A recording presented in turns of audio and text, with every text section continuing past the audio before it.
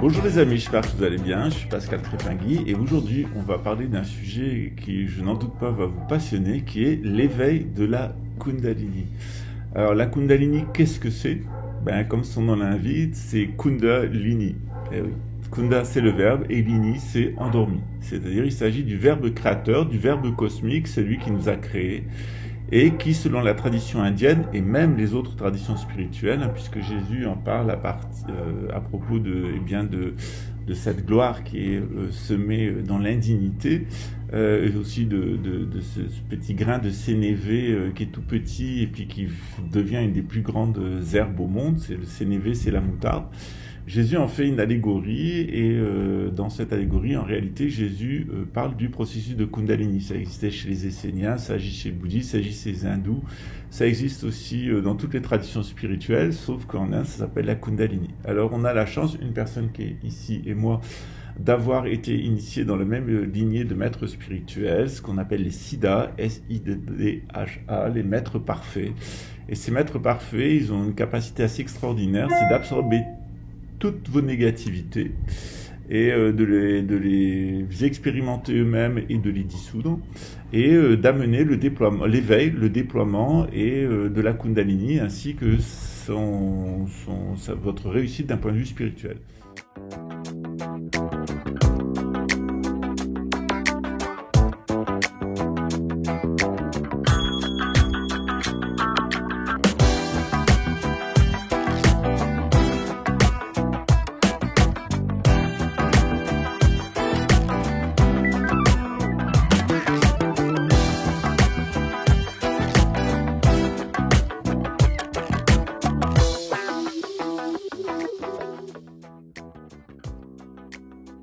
Alors on a la chance, une personne qui est ici et moi, d'avoir été initié dans la même lignée de maîtres spirituels, ce qu'on appelle les Siddhas, S-I-D-D-H-A, les maîtres parfaits.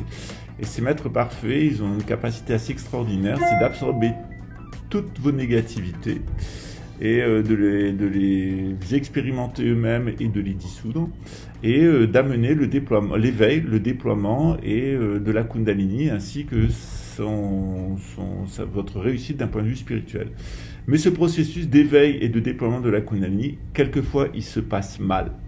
La personne qui a eu un éveil raté de Kundalini part pour une carrière absolument démoniaque, satanique, et son énergie spirituelle va complètement se vider.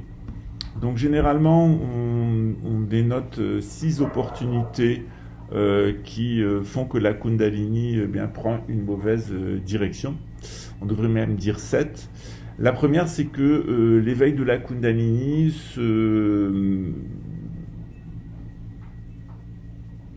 amène une surstimulation du chakra de base, du Muladhara chakra, la base, et la personne va devenir complètement matérialiste, bornée et instinctuelle. La deuxième opportunité de chute, ça se passe au niveau du deuxième chakra, c'est que la personne se met à avoir un dérèglement sexuel, il se met à violer, ça devient un violeur, notamment d'enfants. Le troisième, ça se passe au niveau de l'ego, c'est-à-dire que même quand la personne est arrivée à s'affranchir du matérialisme, des pulsions sexuelles, elle a un ego super développé et elle va essayer par des moyens hypnotiques, quels qu'ils sont, qui peut être de l'empoisonnement avec des médicaments ou de l'empoisonnement par de l'hypnose, de maintenir son pouvoir sur autrui. La quatrième source d'éveil et de non-éveil, de chute, en réalité, elle se passe au niveau du cœur. C'est quand toutes les tendances familiales qui sont inscrites au niveau du cœur vont s'exprimer d'un seul coup. Saint Jean de la Croix y fait référence, ainsi que Jacob Böhme dans leur œuvre, où ils expliquent qu'ils ont traversé la nuit noire de l'âme, c'est-à-dire le moment où ils ont perçu l'intégralité de leurs limitations individuelles comme une espèce de gros cuir de bœuf au niveau du cœur qui fermait toute empathie, toute compassion et toute relation bienveillante avec les autres. Ensuite, c'est au niveau de la gorge. c'est quand la personne se met à soliloquer, à dire absolument n'importe quoi. C'est ce qui a très certainement conduit Alan Kardec, le fondateur du spiritisme, Madame Blavatsky de la théosophie et Rudolf Steiner de l'anthroposophie, de raconter tout et n'importe quoi, c'est-à-dire un mélange de vrai et de faux en matière ésotérique. Ensuite, ça se passe au niveau ici de l'ajna chakra, du chakra entre les deux yeux, où l'éveil de la Kundalini peut tout à fait mal se passer. Et la personne peut avoir une vision complètement dualiste de la vie. C'est d'ailleurs ce qui manifestera la présence de l'antéchrist, c'est-à-dire qu'il n'aura qu'un seul œil. C'est-à-dire qu'il ne sera pas capable d'avoir une vision véritablement spirituelle, il aura une vision soit matérialiste, soit spirituelle, mais en tout cas, il n'aura pas une vision unissant les autres. Donc ça sera une vision fausse. Et puis évidemment, la 7e étape, c'est le moment où la Kundalini va se déployer au-dessus du crâne, et puis selon la conception taoïste, c'est le moment où on devient un immortel taoïste, on peut se projeter vers une étoile d'un point de vue psychologique. Et puis dans l'hindouisme, c'est la projection vers l'Ishvara, c'est-à-dire la réalisation du soi personnel sous la forme d'une divinité. Dans le bouddhisme, on a le même processus, au Tibet ça s'appelle Kundalini, et ça amène à la réalisation de son yidam, qui est l'équivalent de l'Ishvara, de la divinité personnelle ou du soi de l'hindouisme. Donc on va reprendre les notions de base pour expliquer qu'est-ce que c'est qu'un siddha, un maître parfait, pourquoi ces maîtres parfaits sont capables de nous transmettre l'éveil. Moi, je suis pas un maître parfait, je suis juste un enseignant spirituel, sauf que j'ai reçu Shaktipat et que la lignée dans laquelle mon ami et moi-même nous inscrivons, elle s'exprime à travers nous. Et lorsque les personnes qui nous contactent sont à maturité spirituelle, ils vont avoir un éveil du Kundalini, un déploiement de la Kundalini. En règle générale, ça se passe assez bien, surtout si la personne suit les instructions spirituelles qui lui sont données. Et puis lorsque la personne rentre en lutte contre l'enseignant spirituel et donc contre la lignée qui est derrière lui, ce qui va se passer, c'est que c'est une lutte à mort, qui peut amener la mort de l'enseignant d'ailleurs. C'est rarement le cas. J'ai pas d'exemple en tête. Peut-être celui de Al-Halaj, qui est un des cas dans l'islam, qui est aussi considéré comme un des maîtres parfaits, un des siddhas. Mais en règle générale, ça va conduire la personne qui a un éveil raté de Kundalini à l'hôpital psychiatrique. Voilà. Donc ce sont des gens qui deviennent fous de rage, qui peuvent devenir qui essayent de vous détruire matériellement, ça va jusqu'à l'empoisonnement, ça passe par l'agression sexuelle, ça passe par des conflits d'ego, ça passe par une volonté de retourner le cœur de toutes les personnes qui sont dans l'entourage de l'enseignant pour le faire haïr. Ça passe par toutes sortes d'accusations calomnieuses et de délires de vieilles bonnes femmes ou de vieux bonhommes.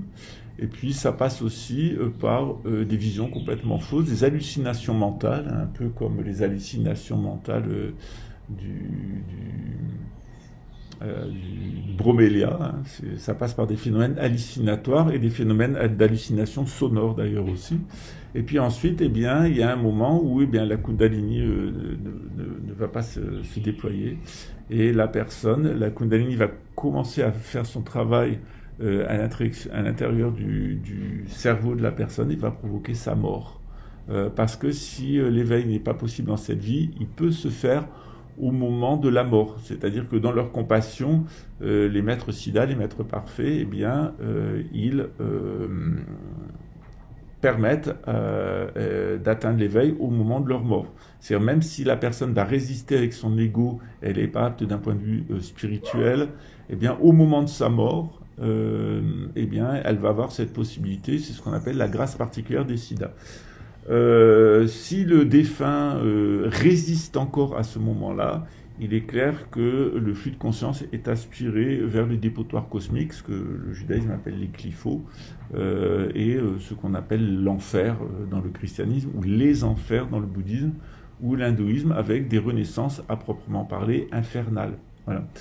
Dans le bouddhisme, on donne une description particulière de ces mondes infernaux, dans le christianisme et dans l'islam, ainsi que dans l'hindouisme aussi, qui sont un petit peu différentes, mais qui se recoupent. Il y a des enfers froids et il y a des enfers chauds.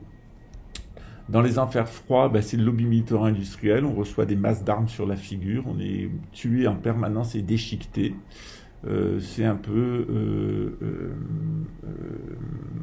comme le film de science-fiction Désert hurlant, hein, où il y a des espèces de robots siffleurs, hein, qui viennent attaquer les humains. On est taillé en pièces en permanence, puis on renaît, on est retaillé en pièces, puis on renaît, puis on est retaillé en pièces, etc. Et on a des enfers chauds. Et dans ces enfers chauds, principalement, on est empoisonné. C'est-à-dire qu'on sert de nourriture et on reçoit des nourritures empoisonnées, on vomit, on a la diarrhée, on est cuit, etc.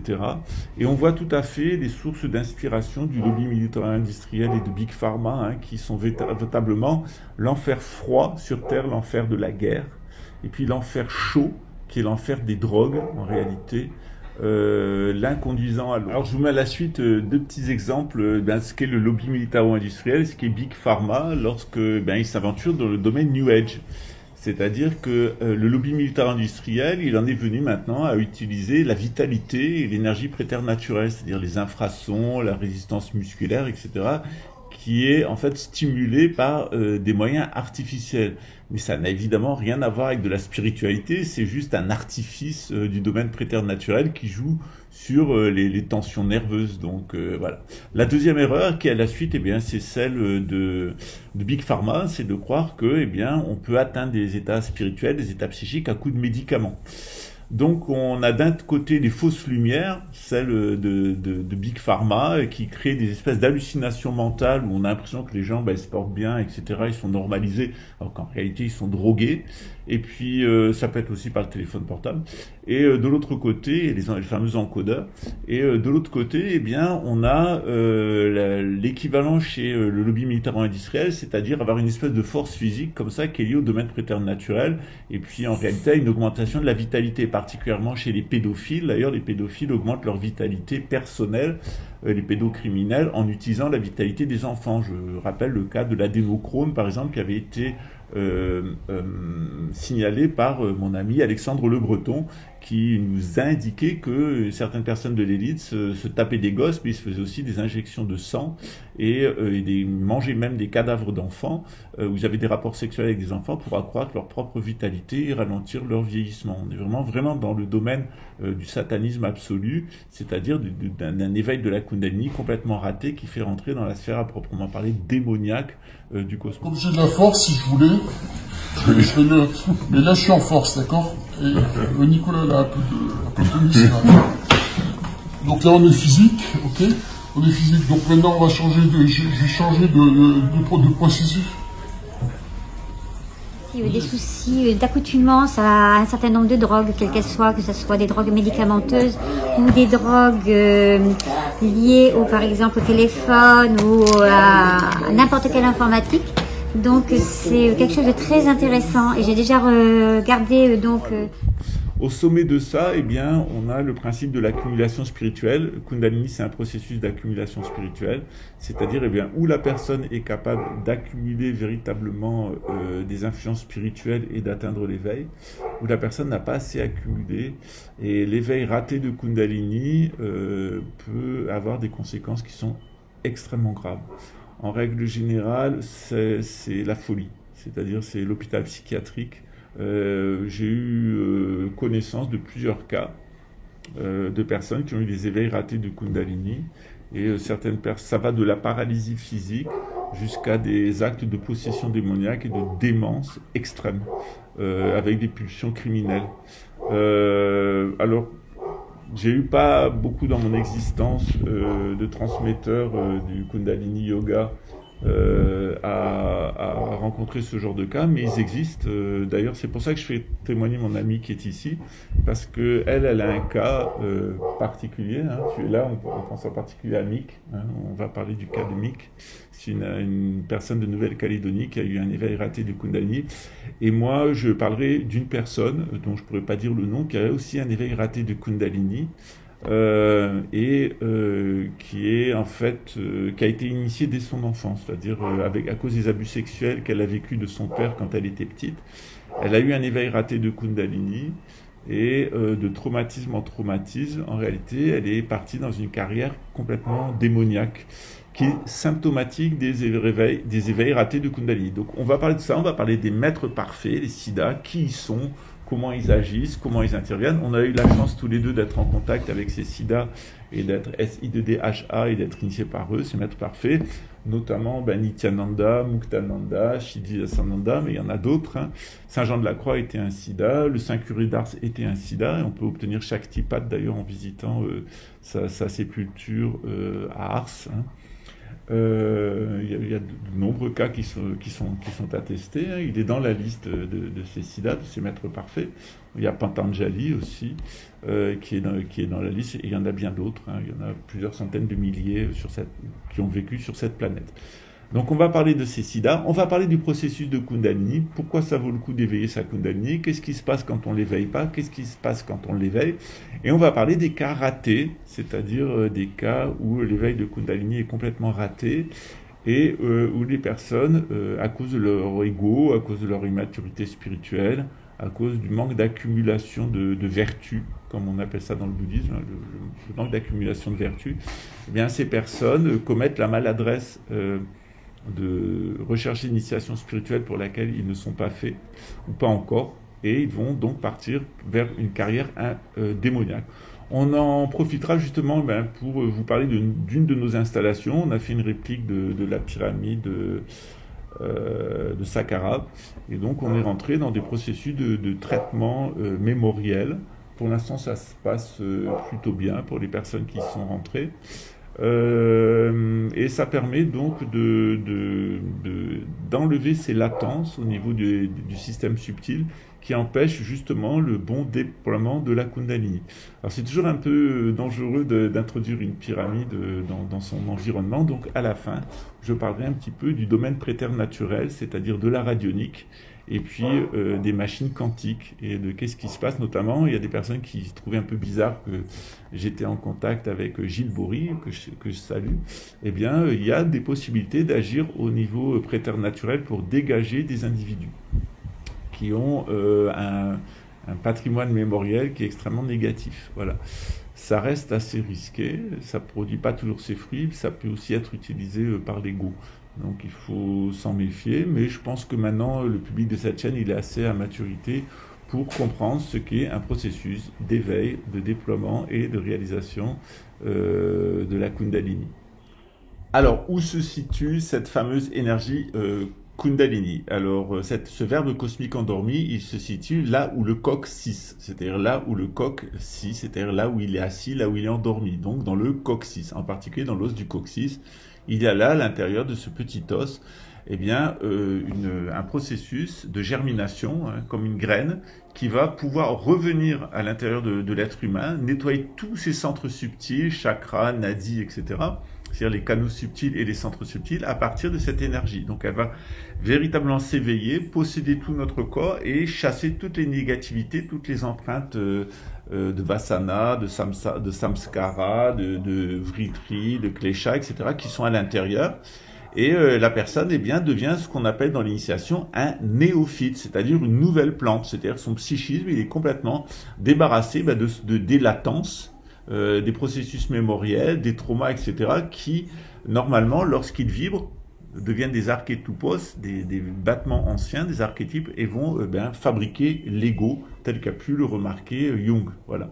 Donc on a dans l'initiation un véritable processus de remplacement de notre être mondain par notre être spirituel. Et cet être, il est contenu, comme dans la parabole du grain de sénévé de Jésus, à la base de la colonne vertébrale. D'où l'intérêt d'éveiller cette semence de Kundalini, de laisser cette plante majestueuse se développer à l'intérieur de nous et de véritablement nous régénérer, faire de nous un néophyte, une nouvelle plante, un nouveau psychisme. Voilà le début du processus, c'est l'éveil de cette petite graine. Alors évidemment, c'est que le début, mon petit Bouddha. C'est-à-dire que, une fois que la Kundalini est éveillée et que ce verbe redevient Kunda, proprement parler un verbe dynamique, il y a un processus dont Nicolas qui est là, le lama Nicolas nous parlera, qui est le processus de la tapasya, parce qu'on va le faire témoigner aussi. Il a eu il y a quelques jours, des manifestations de sa Kundalini, voilà, qui est en train de se déployer. Donc, ce processus de tapasya, il est grandement aidé par le yoga. Voilà. En particulier, le Raja Yoga, c'est tous les yogas qui vont nous permettre de brûler ces négativités qui sont à l'intérieur de nous, ces mémoires, ces archétypes, ces archétupos. Voilà. Alors, c'est risqué. Il faut rester en contact avec son enseignant. C'est un processus complet. L'enseignant, il peut être à distance, mais il faut garder du respect pour son enseignant et il faut maintenir le processus jusqu'à sa fin. C'est-à-dire suivre, à proprement parler, ce que les hindous appellent la sadhana, c'est-à-dire la discipline. Mais quand on veut pas suivre la discipline de l'enseignement, de l'enseignant spirituel, quand on n'accepte pas les règles du jeu, celles qui étaient initiées au début, et qu'on sombre, par exemple, dans le tamas, c'est-à-dire, le matérialisme, l'inertie, le matérialisme, ensuite dans le raja, c'est-à-dire le commérage, la lutte mentale, les pouvoirs psychiques, les drogues, etc. Où le processus continue encore à se dévier, et puis au final, quand on touche au domaine du sattva, de l'esprit lui-même, au lieu d'avoir un esprit complètement sain, un esprit sain, on peut recevoir un esprit complètement démoniaque. C'est-à-dire qu'on peut même se faire incorporer par des puissances sataniques, des puissances d'adversaires, des puissances de séduction, des puissances de destruction. Ça existe dans tous les centres initiatiques. Dans les centres initiatiques, on a des attaques qui sont extrêmement fortes, des attaques sataniques qui sont extrêmement fortes parce qu'on dérange le tissu des forces primaires en mouvement. Il y a des forces primaires qui sont en mouvement, en permanence dans l'univers, qui créent l'univers. Et puis, il y a des mémoires. À partir du moment où on touche sur le mémoriel, et à partir du moment où on restaure le fonctionnement normal de l'univers, il y a des forces contraires qui nous sautent dessus et qui viennent nous attaquer. Donc, toute la capacité des siddhas, ces maîtres parfaits, c'est d'arriver à incorporer ces négativités en eux-mêmes et arriver à les détruire. C'est-à-dire, par exemple, chez une personne très matérialiste, son enseignant spirituel, il va prendre son matérialisme sur lui, c'est l'enseignant qui va rencontrer des problèmes spirituels. Si la personne elle a des problèmes de drogue, l'enseignant il va prendre sur lui les problèmes de drogue, c'est lui qui va passer ces problèmes de drogue et les vaincre. Et s'il y a des problèmes de possession démoniaque, c'est-à-dire qu'il n'y a pas assez d'accumulation spirituelle, l'enseignant, le siddha, le maître parfait, il va être capable de donner, de transférer ses propres valeurs spirituelles à la personne pour pouvoir l'aider. Tant que la sadhana est respectée et que la tapasya, donc ce feu interne se met en route, ça va bien. Le problème, c'est quand les étudiants quittent en cours de route, c'est-à-dire qu'ils vont partir vers une carrière démoniaque. Ça ne veut pas dire qu'au final, ils ne vont pas atteindre l'éveil, que leur kundalini ne va pas se stabiliser. Mais ça veut dire qu'ils vont tomber dans l'impureté et le matérialisme, ils vont rentrer dans les arts magiques, etc., les luttes psychiques, les tribunaux, les attaques, la magie, la macumba, nanana, toutes les petites rides de cinglerie, comme ça, les mesquineries, les luttes au niveau psychique. En fait, c'est des luttes de pouvoir au niveau psychique en prenant des personnes, leur retournant la tête, et en faisant des commérages, etc., avoir des grandes satisfactions psychiques, des coups qu'on peut donner au niveau psychique. Puis après, c'est encore plus grave, ça s'attaque au niveau spirituel. Et là, lorsqu'une personne, elle en vient à être, à proprement parler, possédée par une entité démoniaque, une entité maléfique, ça arrive particulièrement chez les personnes qui alimentent les réseaux pédocriminels. C'est vraiment des entités maléfiques qui vont chercher des vecteurs pour les réseaux pédocriminels. Et l'objectif des réseaux pédocriminels, c'est de permettre à des entités sataniques de se manifester chez des enfants qu'on a rendus schizophrènes, fragmentés, en les provoquant chez eux des abus sexuels et la production d'une hormone spécifique qui est l'adénochrome. Donc tout est calculé, que ce soit par le lobby militaro-industriel qui est à la base, qui rend le monde impur, pourri par le nucléaire, que ce soit avec Big Pharma qui rend ce monde complètement drogué et dans le combat psychique contre soi-même et contre les autres. Au final, on finit avec la banque, avec les réseaux pédocriminels en réalité, c'est-à-dire les personnes qui créent des états de schizophrénie pour profiter soit de l'accumulation de mal d'entités démoniaques, soit détruire les accumulations de biens, en particulier les actes vertueux. C'est pour ça que dans le bouddhisme, on fait toujours la dédicace des pratiques au final, c'est-à-dire on incorpore un yidam, c'est-à-dire une influence spirituelle représentant un ishvara ou un yidam, un Bouddha ou une divinité hindoue. Ensuite, on va continuer le travail de purification interne, éventuellement avec du thé, avec des tisanes, avec des remèdes naturels, etc., qui vont aider la cure des herbes des Indiens, qui vont aider le psychisme à se défaire de ses négativités. Et puis à la fin, on va devoir remettre en ordre sa vie matérielle, ses finances, le rangement de la maison, l'endroit où on vit, etc., pour vivre dans le lieu juste, avec la pensée juste et avec des entités spirituelles bienfaisantes. Quand on n'est pas au bon endroit, par exemple qu'on va faire un éco-village dans un noyau d'une centrale atomique, quand on est cinglé d'un point de vue psychique, c'est-à-dire qu'on a fait toute sa vie à coups de médicaments, en se droguant et en droguant les autres pour asseoir son pouvoir, puis qu'on s'est plus toute sa vie dans des mesquineries, des petiteries et des commérages de vieilles bonnes femmes, des petites bassesses comme ça, de petites filles blessées en réalité, des petites chippies, qui vont avoir un médium plaisir à atteindre autrui d'un point de vue psychologique et qui en ressentent une grande satisfaction. Après, c'est encore pire, on va dans le domaine spirituel, c'est-à-dire là où carrément c'est une possession par des entités démoniaques. Nicolas, qui est ici, il a eu l'exemple avec une personne qui a eu un éveil raté de Kundalini, et il devait lui présenter son thème astral, sa numérologie, etc., faire le point avec elle sur ses dysfonctionnements au niveau psychique. C'est une personne qui a eu un éveil de Kundalini raté parce qu'elle a été victime d'abus sexuels dans son enfance, ce qui lui a d'ailleurs conduit à rendre son mari pédocriminel, à fermer les yeux sur les abus pédocriminels de sa fille.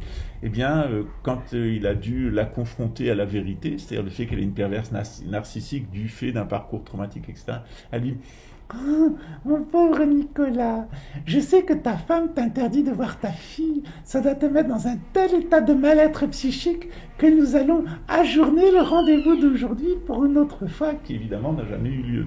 Mais ça montre exactement le mode de fonctionnement du pervers narcissique, c'est-à-dire que quand il est confronté à lui-même, il va vous attaquer d'un point de vue psychique et il a une grande satisfaction à ressentir vos faiblesses émotionnelles et à taper dedans. Par exemple, vous avez un amoureux et vous aimez bien cet amoureux, et bien son plaisir, ça va être de retourner l'amoureux contre vous pour qu'il vous drogue, qu'il essaye de vous tuer, qu'il vous fasse souffrir d'un point de vue psychologique. Il y a une très grande satisfaction chez ces femmes perverses, qui peuvent être aussi des hommes, à produire ce genre de sorcellerie, en réalité, parce que c'est de la sorcellerie. Mais en réalité, c'est pas très important, ça prouve tout simplement que le processus de Kundalini, il est en route, et où il ira jusqu'au bout, et la personne va véritablement atteindre l'éveil, puisque c'est le but de l'enseignement et de l'enseignant, c'est de redresser le processus de perversion de la Kundalini, où la personne va définitivement sombrer dans la folie la plus absolue, il faudra l'interner. Alors ce qui est très amusant, pour prendre un cas proche, c'est que cette personne avait essayé d'obtenir mon internement psychiatrique. On est vraiment dans l'inversion accusatoire, c'est-à-dire s'il y a une cinglée qui devrait finir sa vie dans un hôpital psychiatrique, on devrait quand même faire attention à ce qu'elle raconte avec toute son idéologie de New Age, avec les anges qui pètent dans les placards, et puis Saint-Jean de la Croix, et c'est pas eh bien, on est vraiment dans un processus de round final. C'est-à-dire où véritablement elle va atteindre l'éveil, où elle sera totalement détruite dans un but psychique, et elle finira sa vie comme une épave psychique. Voilà, c'est aussi le risque quand on rencontre un enseignant spirituel.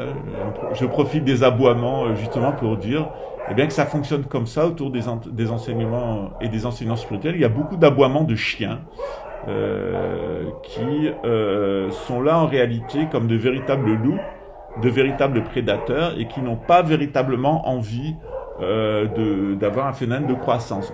C'est le cas du chien, par exemple. Le chien, c'est un loup qu'on a domestiqué pour le mettre au travail, mais à n'importe quel moment, ce bâtard, ce loup, ce chien peut se retourner contre vous et vous mordre. Les chiens qui se retournent contre leur maître, c'est très très courant. D'ailleurs, c'est le propre des chiens, d'ailleurs, en particulier des bâtards. Les chiens de race, on est sûr de leur caractère, mais les bâtards, on n'est jamais sûr de leur caractère. Dans le film de Green Line, il y a un monsieur qui dit que on lui montre un enfant défiguré, il lui dit: vous voyez, les bâtards, ils ont l'air gentils, etc. On s'est fait avoir aussi. Le bâtard, à la première occasion, il s'est retourné contre mon fils et il lui a dévoré le visage. Donc c'est toujours un petit peu le danger des chiens et des aboiements. C'est-à-dire, tant qu'on les met au travail et qu'on les met à la trique, ça va, mais dès qu'on perd le contrôle sur les chiens, ils peuvent se montrer extrêmement dangereux et nocifs. C'est pareil avec la Kundalini. L'énergie de Kundalini, elle doit être au service de l'éveil. Et si l'énergie de Kundalini se dévie, eh bien, vous allez devenir un véritable chien, un véritable prédateur. Hein. C'est le moment où l'homme devient un loup pour l'homme. Le deuxième animal auquel on est confronté dans le bouddhisme et dans la sadhana en général, c'est la guenon, c'est la macaque, c'est le singe. C'est-à-dire, c'est la personne qui va imiter la spiritualité. Et le mental, il est en particulier dans l'hindouisme le symbole du mental qu'on doit dresser. Donc on représente un singe et un éléphant en réalité hein, qui sont en train de se balader jusqu'à ce que le singe en réalité ait pris le contrôle de l'éléphant et soit capable de le diriger. Le mental est fait de deux choses, il est fait de lourdeur, c'est un véritable éléphant, hein, il est pesant. Comme ça, c'est toutes nos mémoires qui sont pesantes à l'intérieur de nous-mêmes, toutes nos rigidités.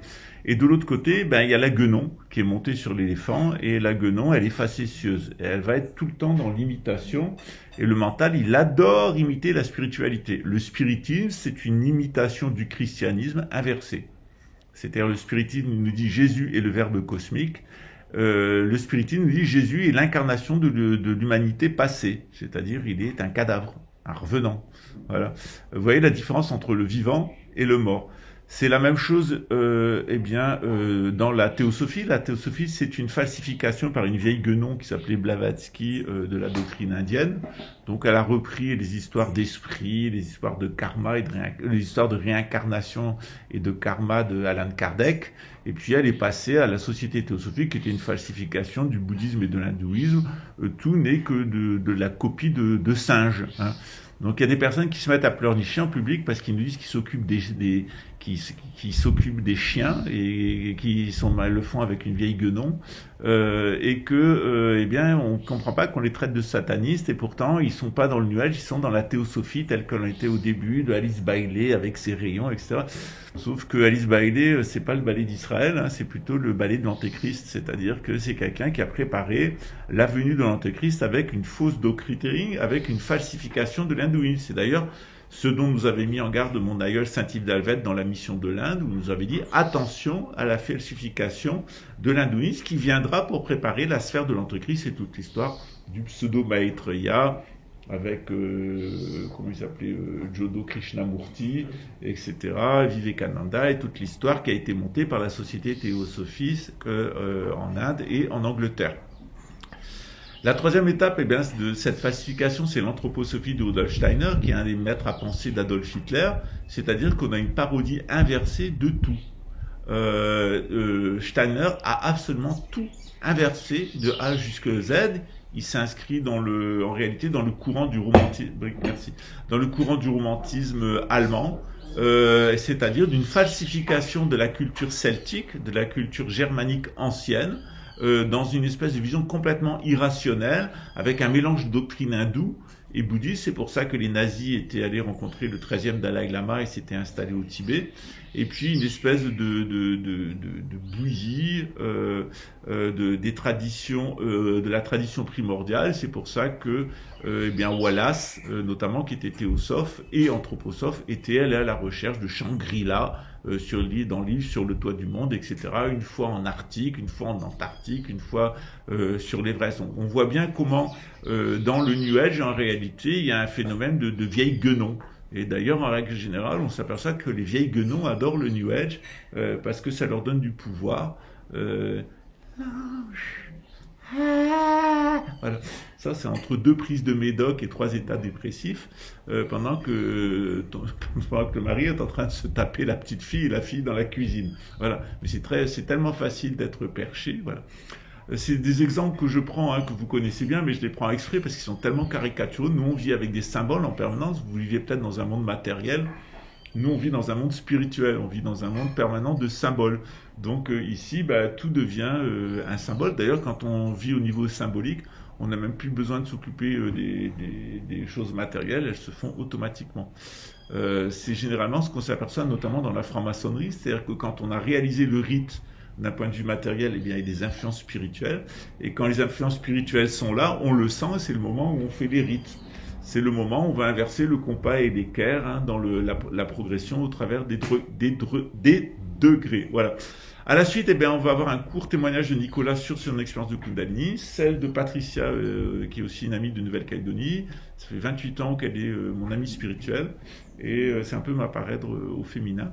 Voilà, et vous allez le découvrir pour la première fois, et on a eu les mêmes maîtres spirituels, on est dans la même lignée de maîtres de Kundalini Yoga, et puis je vais demander de vous donner quelques mots sur son éveil de Kundalini, puis Nicolas sur ses manifestations de Kundalini. Quant à savoir qui est réalisé et la Kundalini de qui est totalement déployée, ça je le laisse au mystère de Dieu, et puis à ce que vous pensez être.